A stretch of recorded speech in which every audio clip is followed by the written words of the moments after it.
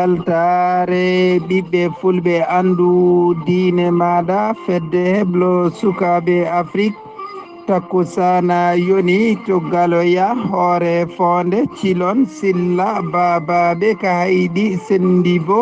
a woyni ko on takkusana yoni ha toon to dara kame lumo ñalbi ene jeeya e gardidi kabaruji men ma jaaha toon to leydi sénégal kalen ko fate championnat mo dowla sénégal to leyɗele Europe ma en kal demi final mo ligue des champions e wondude Europa League to leydi Angleterre e Italie ko ceerno Gueladio Sow musidɓe tedduɓe woto goɗe joni joni jañoɗen.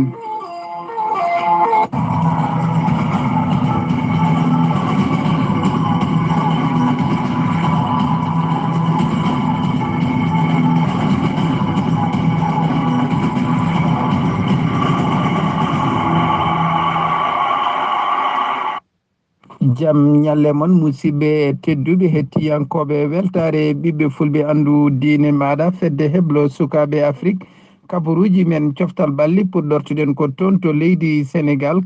kalen ko fate jencude mo ligue 1 mo dowla sénégal juɓɓinaɗi ñande alkamisa wakam ko kañum huccidirno e ñaari tali ko wakam heeɓi folde ñaari tali leggel gotel e ndiga ASEC mo Jambour ko kañum kay jabbino oɗo équipe biyeteɗo Jaraf ko Jaraf kay heeɓi folde ɓe loggi ɗiɗi e ndiga e nder dingiral mabɓe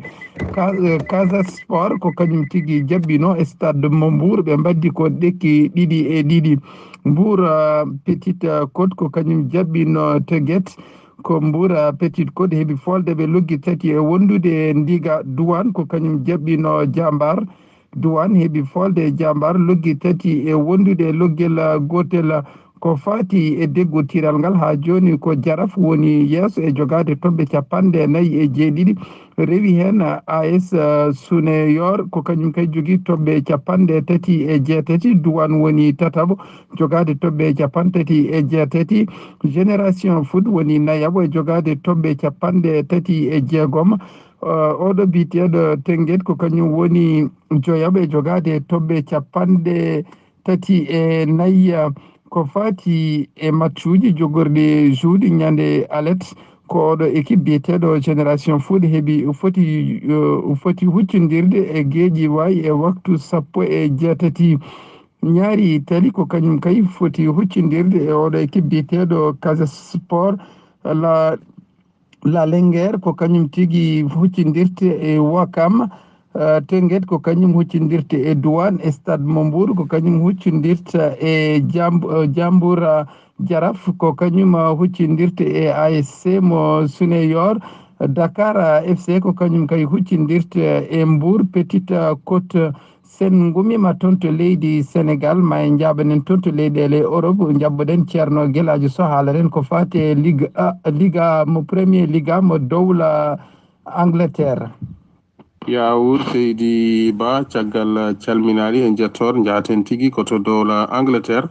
kalen haala Premier League anglaise taw tigui ko ñalawma 37 pottide poɗɗi yuɓɓinede ñande 4 dujal ñande 4 woni hande jamma jamdi 19 Brington ma jabbo Manchester United janggo 5 dujal so weli Allah Stoke City ko kañum tigui jogori jabbade Crystal Palace Bournemouth ma jabbo Swansea City Leicester City ma jabbo West Ham United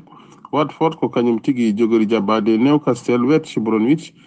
jabbo Tottenham Everton ko kañum tigui jogori jabbade Southampton ñande 6 dujal woni ñalawma alet o Manchester City ko kañum tigui jogori jabbade Huddersfield Arsenal jabbo Burnley Chelsea jabbo Liverpool mo Sadio Mane. Seydi Sow ceerno Gueladio Sow en beltima tigui nde kalanda en pottite baɗoje ko fate Premier League mo dowla Angleterre ha joni keddorɗen ko toon to leyɗele Europe kalen ko fate demi final mo Ligue des Champions jubbinaɗi ñande 25 nogas e jeegom seeto wonno jahol ngol ko Bayern jabbino Real Madrid ko Real Madrid hebno folde Bayern e galle mumen luggi ɗiɗi e wondude luggel gotel duttol ngol wonno ko ñande go duuƴal ko Real Madrid jabbino Bayern ɓe mbaddi ko ɗekki ɗiɗi e ɗiɗi en paami tigi ko Real Madrid heeɓi ko qualifiade ko wiite final demi-final dimmo ko Liverpool jabbino AS Rome ko Liverpool heeɓi folde AS Rome loggi 5 e wondude loggi ɗiɗi duttol ngol wonno ko ñande ɗiɗi duuƴal hitande ujunnaji ɗiɗi e sappo e jeetati ko AS Rome jabbino Liverpool AS Rome heeɓi folde ɓe loggi 4 e wondude loggi ɗiɗi en paami tigui comme ko Liverpool jabbinoɓe finoɓe loggi 5 e ɗiɗi en paami tigui ko Liverpool qualifie tawoyi Real Madrid final o noon yuɓɓinte ko ñande nogas e jeegom duuƴal toon to stade olympique mo Kiev noon ko capitale Ukraine ha joni kedderɗen ko toon to leyɗele Europe jehen ha toon to leydi France kalen ko fate Ligue 1 mo dowla France e ñalgu 36 hande jamma ko Amiens jabboto PSG ñande alet ko Saint-Étienne jabboto Bordeaux 3 yaha toon to Lyon Lille yaha toon to Toulouse Rennes jabbo e Strasbourg Nantes jabbo Montpellier Monaco yaha toon to Caen Angers yaha toon to Metz Dijon jabbo Guingamp Marseille jabbo Nice sen gummima toon to leydi France jaɓanten ko toon to leydi Italie jabboɗen ceerno Gueladio Sow haalanen matchuji jogorɗi yuɓɓinede hande yantude aset e alet bisimilla ma ceerno Gueladio Sow eyyi ko noon tigui Seydi Ba sen gummima to dowla Angleterre jahaten tigui koto Italie kalen tigui haala Serie A mo dowla Italie ñande 5 duuƴal Milan AC ko kañum tigui jogori jaɓɓade Hellas Verona Juventus jabbo Bologne ñande 6 duuƴal Udinese ko kañum tigui jogori jaɓɓade Inter Milan Chievo jabbo Crotone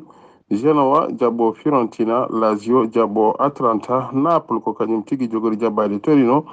Spal jabbo Benevent Sassuolo ko kañum tigui jabboto Sampdoria Cagliari jabbo AS Roma ha joni kedderɗen ko toon to leyɗele Europe karen jencude ko fate demi-final mo Europa League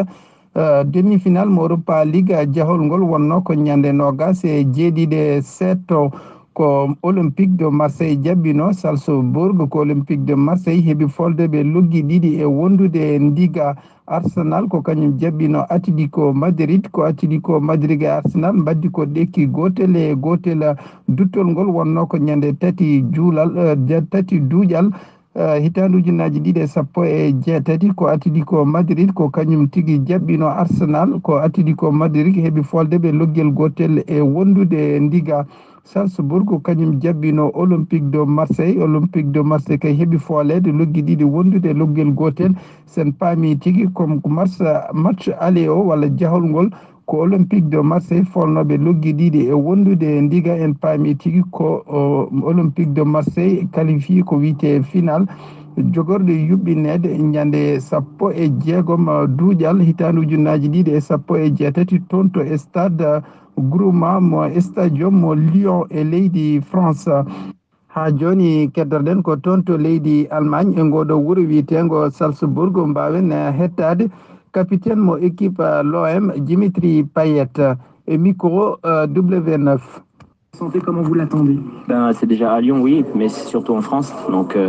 c'est quelque chose que j'ai vécu pendant l'Euro et je peux vous dire que c'est quelque chose d'exceptionnel. On voit que au fil des tours, le peuple français, les Français se retrouvent en nous et ont confiance et vibrent au rythme de nos matchs. Donc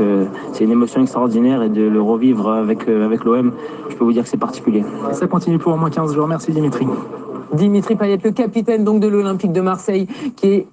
caggal nde kettiɗen capitaine équipe Marseille Dimitri Payet ma en ketto président l'OM e wasiyaji makko e tengtuɗi ko fati supporteur uji équipe l'OM ko fati kadi e oɗo équipe l'OM ko fati entraîneur équipe l'OM woni Rudi Garcia kettoɗen président l'OM. Des gens qui attendaient depuis 14 ans, et vous, ça a pris un peu moins de temps. J'imagine ça fait quand même très plaisir. Oui, ça je peux vous le dire, hein. Je suis lessivé ce soir. Quelles émotions, et je crois crois que c'est une équipe qui a 3 qualités, du caractère et du caractère. Et en cela, elle est fidèle à ce que représente ce club. Et je suis tellement heureux pour les garçons, ils le méritent. On était dans un débat là sur le rôle, l'impact de Rudy Garcia sur cette équipe, un entraîneur qui a été critiqué. C'est le lot de tous les entraîneurs, encore plus à l'Olympique de Marseille. C'est aussi son succès, cette finale. Bien sûr que c'est son succès. Je crois que c'est un leader, c'est quelqu'un de fort dans sa tête. C'est un excellent technicien et je crois qu'il a su bâtir un groupe, il a su bâtir un collectif et c'est ce qui est plus difficile dans le sport. Faire en sorte que les joueurs jouent l'un pour l'autre et surtout ne lâchent rien, ne lâchent jamais rien. Et cette équipe, elle ne lâche jamais rien et on le doit beaucoup à Rudy et à son staff. Dites-nous, c'est Marseille qui monte à Lyon, après des heures, des clashs, Aulas, Hérault, après des chants de supporters marseillais qui sont parfois un peu inquiétants. Quel mot vous voulez poser là-dessus ce soir ? Bon, je crois que c'est pas le moment de parler de président de club. Nous, on est là en coulisses et c'est notre place. En tout cas, ça devrait l'être. Ce que je veux peut-être d'abord dire, c'est que nos supporters, ils étaient 1500 à Salzbourg, se sont comportés parfaitement. Il n'y a pas eu un incident. Et pourtant, ils ont marché du centre de Salzbourg au stade et je crois qu'ils ont honoré justement ce qu'ils étaient. Et ça, je veux le souligner. Après, évidemment, un match de foot, ça doit être une fête. Ça doit être une fête sur le terrain, ça doit être une fête dans les tribunes. Et je vais tous les rencontrer et j'ai confiance en eux pour que ils participent à la fête avec l'enthousiasme, la vigueur qu'on leur connaît, parce que c'est quand même le plus beau public de France, le public marseillais. Mais je suis certain que tout se passera bien. En tout cas, j'y mettrai toute mon énergie et il n'y a pas à avoir d'inquiétude. Ok, bon travail, on a hâte au 16 mai. Merci beaucoup.